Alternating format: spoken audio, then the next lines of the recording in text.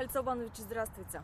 Здравствуйте. За последние 6 месяцев заболеваемость мышиной лихорадкой в Татарстане увеличилась в 2 раза. Хотелось бы узнать, почему так получилось, что поспособствовало? Ну, во-первых, необходимо сказать, что в этом году ранняя весна, снежный покров рано сошел, грызуны, вот эти полевые мыши, ржевые полевки, являющиеся переносчиками ГЛПС, рано проснулись.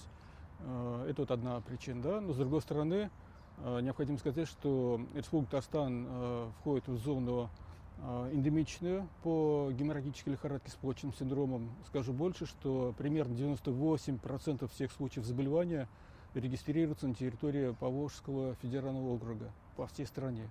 А чем опасна мышиная лихорадка? Вот если не вовремя начать лечение или если врач поставил неверный диагноз, вот к чему может привести болезнь?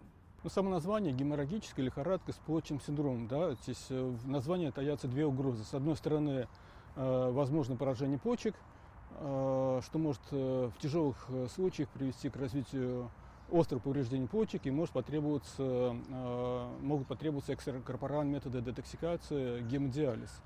С другой стороны, геморрагический синдром может развиться, да, то есть геморрагическая сыпь, кровоточивость, кровотечение могут быть, да, поэтому вот все вместе, вот эти два фактора, вот они обуславливают тяжесть состояния при данном заболевании. А летальные исходы бывают? Если говорить о летальных случаях в Приволжском федеральном округе, то есть различия, то есть, например, у соседей выше летальность, у нас поменьше, единичные случаи регистрируются, но они встречаются, к сожалению.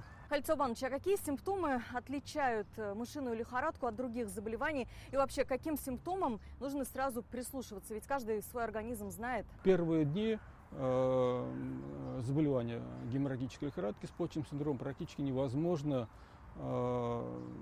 поставить точный диагноз. Где-то вот через 4 дня от начала заболевания появляются боли в пояснице, возможно, боли в животе, возможно, нарушение зрения, туман перед глазами может появиться, да. Ну и в это же время снижается мочевыделение, снижается диурез, поэтому он называется олигурический, то есть снижение диуреза. Халид Саубанович, а как можно себя обезопасить? И если человек все-таки заразился мышиной лихорадкой, то опасен ли он для окружающих? ГЛПС от человека к человеку не передается.